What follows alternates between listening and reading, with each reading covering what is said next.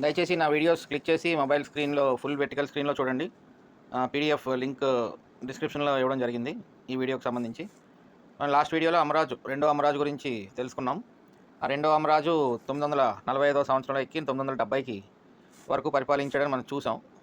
ఇప్పుడు ఏంటంటే దానార్ణవుడు ఎవరు? అమరాజు 2కి స్టెప్ బ్రదర్. అమరాజు 2 బలం క్షీణించింది. క్రీస్తు శకం మళ్ళీ 970లో అతన్ని వధించాడు. ఇంకెక్కడితో చంపేశాడు అనమాట దానార్ణవుడు. చంపేసి వేంగి రాజ్యాన్ని ఆక్రమిస్తాడు. ఆ తర్వాత దానార్ణవుడు దక్షిణ దేశ దండయాత్రలు సాగించినట్లు అతని కుమారుడైన శక్తివర్మ. ఈ పేరు గుర్తుపెట్టుకోండి. నెక్స్ట్ ఇంకా క్లోజ్ అయిపోతుంది. ఈ పొలిటికల్ కింగ్స్ ఇంకొక 2 వీడియోలతో క్లోజ్ అయిపోద్ది. ఈ శక్తివర్మ ఇంకా లాస్ట్ అనమాట. ఇంకా శక్తివర్మతో ఈ పొన్నేరు శాసనం, కన్యం శాసనాల వల్ల ఈ దానార్ణవుడు దక్షిణ దేశ దండయాత్రలు సాగించినట్లు తెలుస్తుంది. అతని కుమారుడు అంటే 2 కుమారులు ఉంటారులేండి, శక్తివర్మ, విమలాదిత్యుడు. అందులో పెద్దవాడు శక్తివర్మ అనమాట. తర్వాత రాష్ట్రకూట అధికారం క్షీణించింది. ఇది గుర్తించిన దానార్ణవుడు రేనాడులో పాలిస్తున్న భువన త్రినేత్ర వైదుంబ మహారాజును ఓడించి సామంతుడుగా చేసుకున్నాడు. ఇక్కడ ఇలాంటివన్నీ కూడా యూ కెన్ ఫీల్ అన్ఇంపార్టెంట్. ఇందులో మనకేమి క్వశ్చన్ వచ్చేసేంత కనపడదు. మీకు ఎప్పుడైనా సరే అలా చదువుతున్నప్పుడు యూ విల్ గెట్ ఫీలింగ్ ఇక్కడ ఏమైనా క్వశ్చన్ రాచ్చే అవకాశం ఉంటుందా అని వెతుకుతూ మనం చదువుకుంటూ ఉంటే ఇంకా సబ్జెక్ట్ని బెటర్గా గ్రాస్ప్ చేస్తాం. ఇప్పుడు నాకు ఈ ఫీలింగ్ ఏంటంటే ఇక్కడ ఈ 2 శాసనాలు వెరీ అన్ఇంపార్టెంట్ అనిపిస్తుంది అనమాట. ఎందుకంటే ముందు ఫస్ట్ ఆఫ్ ఆల్ ఈ శక్తివర్మ అన్ఇంపార్టెంట్. దాంతో ఆటోమేటిక్గా ఈ పొన్నేరు శాసనం, కన్యం శాసనం అనేది ఓవర్ లాంగ్ టైం తర్వాత నేను మర్చిపోతాను కూడా డెఫినెట్గా. దానార్ణవుడు ఒకటే గుర్తుంటాడు. ఎందుకంటే దానార్ణవుడు వల్ల మాగధ శాసనం గుర్తుంటుంది. ఇలాంటివన్నీ కూడా తక్కువ ఇంపార్టెన్స్. బట్ మనకేంటంటే ఆ కంటిన్యూషన్లో అర్థం చేసుకోవడానికి ఇదంతా మనం రాసుకుని పెట్టుకున్నాం. జస్ట్ గో త్రూ ఒకసారి అలా రివైజ్ చేస్తున్నప్పుడు అలా ఒక కంటిన్యూషన్ వెళ్తుంది. సో ఆ విధంగా రేనాడు రాష్ట్రకూట అధికారం క్షీణించడంతో రేనాడులో పాలిస్తున్న భువన త్రినేత్ర వైదుంబ మహారాజును ఓడించి సామంతుడుగా చేసుకున్నాడు. వైదుంబులు అంటే వాళ్ళొక సామంతరాజులు అనమాట రాష్ట్రకూట్లకి. వైదుంబులు. తర్వాత ఈ పొత్తపినాడుని గుర్తుపెట్టుకోండి. పొత్తపినాడు ముదిగొండ చాళుక్య రాకుమారులు తనకు విశ్వాసపాత్రులైన మల్లన, గొండేలకు ఇచ్చాడు. ఈ దండయాత్రలో ఈ పొత్తపినాడు అని తీసుకొచ్చి వీళ్ళకి ఇస్తాడనమాట.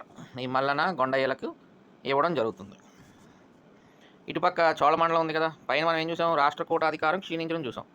ఇటుపక్క వచ్చేసరికి చోళమండలంలో పరాంతకుని మరణంతో ప్రబలిన అరాచకాన్ని అణిచి రాజరాజ చోళ ప్రతిష్టను పునరుద్ధరించాడు. ఇది ఒక పేరు గుర్తుపెట్టుకోండి. ఇప్పుడు దాకా మీకు ఎన్ని పేర్లు చెప్పాను? శక్తివరం పేరు గుర్తుపెట్టుకోమన్నా, పొత్తపినాడుని గుర్తుపెట్టుకోమన్నా, ఈ రాజరాజ చోళ అనే అతన్ని గుర్తుపెట్టుకోమంటున్నా. సో ఇప్పుడు జటాచోళ భీముడు వచ్చాడు అనమాట. 973 నుంచి 1000వ సంవత్సరం వరకు ఇతనిది రాజ్యం, వేంగి రాజ్యం. సరే, ఇతను ఎవరు అనేది మళ్ళీ చెప్పాను కదండి 2-3 వీడియోల తర్వాత. మీరు అసలు ఇంకా క్రొనాలజీ ఎవరి కొడుకు ఏంటి కన్ఫ్యూజింగ్గా ఉంటుంది. సో అందుకని ఆ రిలేషన్షిప్స్ అనేవి లైట్గా చూడండి. మెయిన్ ఆ క్రొనాలజీ ఎలా జరిగిపోయింది, ఎవరెవరు ఫైనల్గా ల్యాండ్ అయింది. ఈ మధ్యయుగాంధ్రలో మహావీరుల్లో ప్రసిద్ధుడు జటాచోళ భీముడు. ఇతని గురించి తెలుసుకోవడానికి ఈ కైలాస దేవాలయ శాసన ఖండమే ఆధారం. జటాచోళ భీముడు ఇంపార్టెంట్. ఇన్ని సంవత్సరాలు పరిపాలించాడు కదా. జటాచోళ ఇంపార్టెంట్ అనగానే ఆటోమేటిక్గా ఇతను ఒకటి శాసనం, కైలాసనాథ దేవాలయం శాసనం ఇంపార్టెంట్ అవుతుంది. ఇతడు తెలుగు చోళ వంశస్థుడు. ఈ వంశస్థులు రాష్ట్రకూట సామంతులుగా పెద్ద కళ్ళును పాలించేవారు. ఈ తెలుగు చోడులు రాష్ట్రకూట సామంతులుగా పెద్ద కళ్ళును అంటే కర్నూలు జిల్లాలోని పెద్ద కళ్ళును పాలించేవారు. ఇదంతా కైలాసనాథ దేవాలయ శాసన ఖండమే మనకి ఇతని గురించి ఇన్ఫర్మేషన్ ఇస్తుందన్నమాట. సరే, జంతకి జటాచోళ భీముడు అంటే ఎవరు? జటాచోళ భీముడు తండ్రి జటాచోడుడు, తల్లి వేంగీసుడైన కొల్లబిగండ 4వ విజయాదిత్యుని కూతురు. ఎప్పుడు 4వ విజయాదిత్యుడు కొల్లబిగండ అండి, మనకి ఎప్పుడో వెళ్ళిపోయాడు. అతని కూతురు ఈ జటాచోళ భీముడి తల్లి అనమాట. ఇప్పుడు దాన్ని బట్టి మనం ఫ్యామిలీ రిలేషన్షిప్ వేద్దాం అనుకున్నాం అనుకోండి, మనం వేయలేం. అందుకనే చెప్తున్నా, ఫ్యామిలీ రిలేషన్షిప్స్ పక్కన పెట్టి జస్ట్ రాజులు వాళ్ళ మధ్యన వైరం ఆ టైంలో అలా కొంచెం ముందుకెళ్తున్నాం. ఆంధ్రదేశాన్ని స్వరగిని విషయం అని చెప్పినందున ఎవరిక్కడ చెప్పింది? జటాచోళ భీముని సోదరి. జటాచోళ భీముడికి సోదరు ఉంది. ఆవిడ ఏమన్నది? మన ఆంధ్రదేశం గురించి స్వరగిని విషయం అని అన్నదట ఆవిడ. అందుకని ఆవిడ బహుశా 2వ అమరాజు, కవిగాయక గల్పతరు అంటే ఈ వీడియో ముందే కదా మనం చూసింది, 2వ అమరాజు. ఆ రెండో అమరాజు భార్య జటాచోడ భీముని సోదరి అయ్యి ఉండొచ్చు అంటున్నారు. అంటే ఈ జటాచోడ భీముడు ఫైనల్గా ఏమవుతాడు, రెండో అమరాజుకి బావమరిది అవుతున్నాడు. అది విషయం.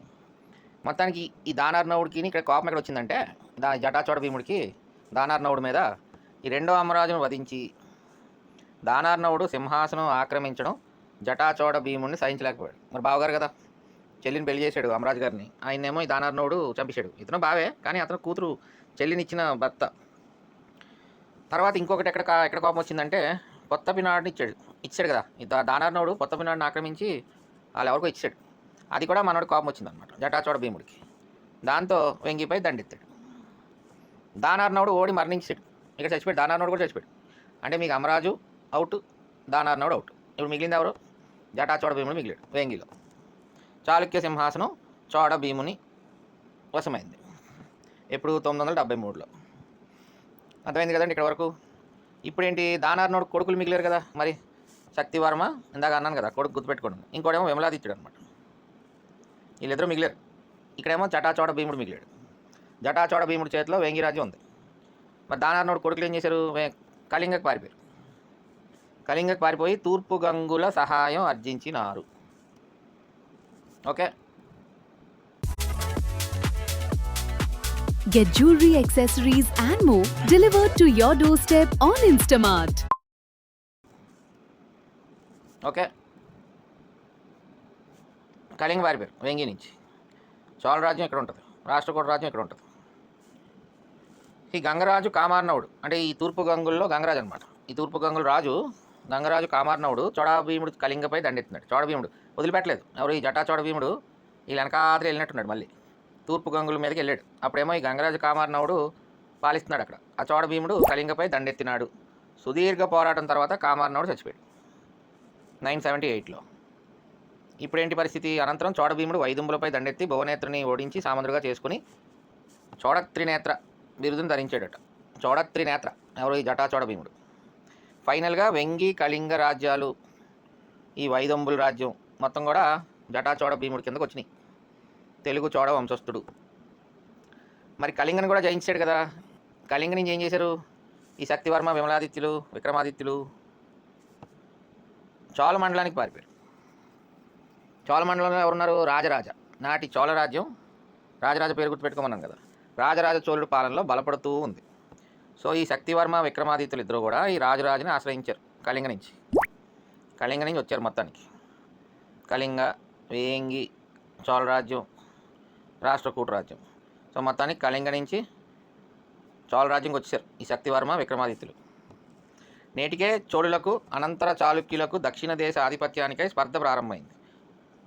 చోళులకి, చాళుక్యులకి, అనంతర చాళుక్యులు అంటే రాష్ట్రకూటుల తర్వాత ఇప్పుడు మళ్ళీ ఫస్ట్లో మనం చెప్పుకున్నాం బాదామి చాళుక్యులు, తర్వాత రాష్ట్రకూటులు, తర్వాత వెస్టర్న్ చాళుక్యాస్, కళ్యాణి చాళుక్యాస్, పశ్చిమ చాళుక్యులు, వీళ్ళందరికీ కూడా మళ్ళీ స్టార్ట్ అనమాట. చోళులకు దక్షిణ దేశ, మళ్ళీ అనంతర చాళుక్యులు, వీళ్ళిద్దరికీ దక్షిణ దేశ ఆధిపత్యానికై స్పర్ధ ప్రారంభమైంది అప్పటికే. అందుకని ఈ వేంగి రాజ్యంలో తన ప్రాబల్యం నెలకొల్పితే అనంతర చాళుక్య విజృంభణను అరికట్టడం సులభం అని చెప్పి రాజరాజ గ్రహించాడు, రాజరాజ చోళుడు. అందుకే ఈ చాళుక్య సోదరులకు ఎవరు, శక్తివర్మ, ఈ విమలాదిత్యుడు అండి. యాక్చువల్లీ కొంచెం పైన కరెక్షన్ చేసుకోండి, విమలాదిత్యుడు ఇతని పేరు, విక్రమాదిత్యుడు కాదు, విమలాదిత్యుడు. ఈ ఈ అప్పుడు ఎక్కడున్నా మనం ఈ ఆశ్రయం ఇచ్చాడు. అందుచే చాళుక్య సోదరులకు ఆశ్రయం ఇచ్చి వారికి సహాయం వాగ్దానం చేశాడు ఎవరు, రాజరాజ చోళుడు. ఇక్కడే స్టార్ట్ అవుతుందన్నమాట మన కులోత్తుంగ చోళాని. అంటే ఈ ఈస్టర్న్ చాళుక్యాస్ ఎండ్ అయిపోయిన తర్వాత చాళుక్య చోళ యుగం మొదలవుద్ది. ఆ చాళుక్య చోళ యుగంలోనే ఆంధ్ర చోళాస్ అని మనకి రేపు సిలబస్లో ఉంది. నెక్స్ట్ ఒక యూనిట్ చాప్టర్ లాగా. అంటే మన ఆంధ్ర చోళులు ఏదైతే చదువుతామో వాళ్ళందరూ కూడా ఈ చాళుక్య చోళుల రాజ్యంలో ఉంటారు, వాళ్ళ సామంతులుగా. సో ఇక్కడే దానికి బీజం ఇక్కడ పడుతుందన్నమాట. ఇది ఆ చాళుక్య చోళ సామ్రాజ్యానికి బీజం ఈ శక్తివర్మ, ఈ విమలాదిత్యుడు, ఈ రాజరాజ చోళ దగ్గర స్టార్ట్ అవుతుంది. అందుకనే ఈ వీడియోకి నెక్స్ట్ జరగబోయే చాళుక్య చోళ యుగానికి డైరెక్ట్ కనెక్షన్.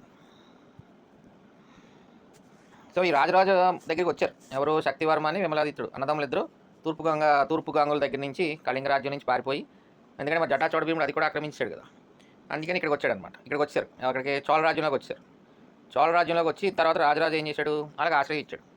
ఆశ్రయం ఇచ్చి ఈ ఎక్కడైతే వీళ్ళని వేంగిలో ప్లేస్ చేస్తే ఆటోమేటిక్గా అక్కడ అనంతర చాళుక్యులు ఉన్నారు కదా, వెస్టర్న్ చాళుక్యస్ రైజ్ అవుతున్నారు అక్కడ అటుపక్క. పశ్చిమ చాళుక్యుల, కళ్యాణ చాళుక్యులు ఆఫ్టర్ రాష్ట్రకూటాస్ వాళ్ళు రైజ్ అవుతున్నారని వాళ్ళని చెక్ చేయడానికి, వాళ్ళని అడ్డుకట్టేయడానికి ఈ వేంగిలో వీళ్ళ మనుషులు ఉండాలని చెప్పి ఈ శక్తివర్మని విమలాదిత్యుని దగ్గరికి తీసుకుని తన కుమార్తె అయిన కొందవ్వను, ఎవరి కుమార్తె, రాజరాజ కుమార్తె విమలాదిత్యుడికి ఇచ్చి పెండ్లి చేసినాడు. తర్వాత చోళ సైన్యాల సాయంతో శక్తివర్మ చోడ భీముడిపై యుద్ధాలు చేశాడు. ఈ శాసనాలు కొంచెం ఇంపార్టెంట్, శక్తివర్మ శాసనాలు అన్నమాట ఇవి. ప్రభుపర్రు, పెన్నేరు, ఆంధ్ర సాహిత్య పరిషత్ శాసనం అంటే ఇది. మరి దీని మీద నాకు ఇంకా టెక్స్ట్ బుక్లో ఎక్కడ క్లారిటీ లేదు, జస్ట్ అలా ఉంది పేరు అది. సో మనం ఈ శక్తివర్మ శాసనాలు, ప్రభుపర్రు, పెన్నేరు, ఆంధ్ర సాహిత్య పరిషత్ శాసనాలు ఈ దాడుల వివరాలు తెలుపుతున్నాయి. ఏవి, శక్తివర్మ జటాచోడ భీముడి మీదకి దండెత్తెళ్ళడం.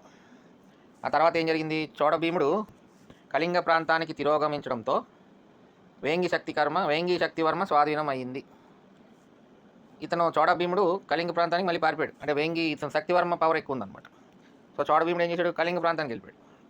ఇది క్రీస్తు శకం 999లో జరిగినట్టు శాసనాలు సూచిస్తున్నాయి. మళ్ళీ జటాచోడ భీముడు ఏం చేశాడు, సైన్యాలను కూర్చుకుని కళింగ నుండి మళ్ళీ వేంగిపై దాడి చేయడంతో శక్తివర్మ మళ్ళీ పారిపోయాడు చోళ రాజ్యానికి, చోళ మండలానికి పారిపోయాడు.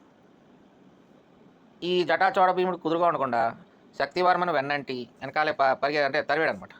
చోళులను శిక్షించే ఆశయంతో ఏది చోళ రాజ్యం మీదకి వెళ్ళిపోదామని చెప్పి డైరెక్ట్గా ఈ శక్తివర్మకు ఆశ్రయించిన రాజరాజ చోళుడి మీదకే దండెత్తి శిక్షిద్దామన్న ఆశయంతో కాంచీపురం వరకు దాడులు జరిపినాడు. ఈ కాంచీపురం అతను వశమైనది అని అనడానికి మళ్ళీ అశాసనం జటాచోడ భీముడి శాసనం, కైలాసనాథ దేవాలయంలోని శాసన ఖండమే నిదర్శనం. మొత్తానికి కాంచీపురం వరకు వెళ్ళాడు జటాచోడ భీముడు.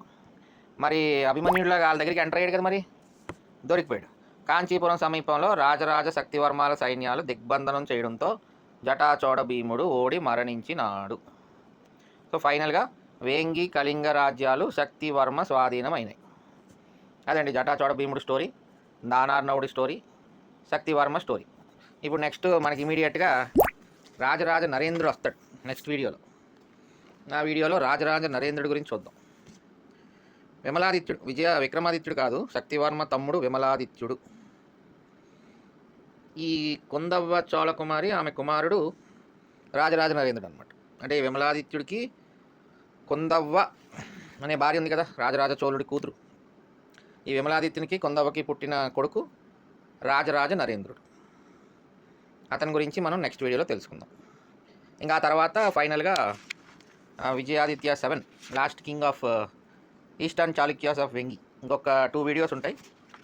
అక్కడితో మనం eastern Chalukyas of Vengi political అయిపోతుంది. ఇంకా మనం అప్పుడు కండిషన్స్ చూడొచ్చు. Another 2 videos more, 60 and 61. So next video will be about Rajaraja Narendrudu, son of Vimaladitya and Kondavva. Okay అండి. Atomic Habits, Ikigai,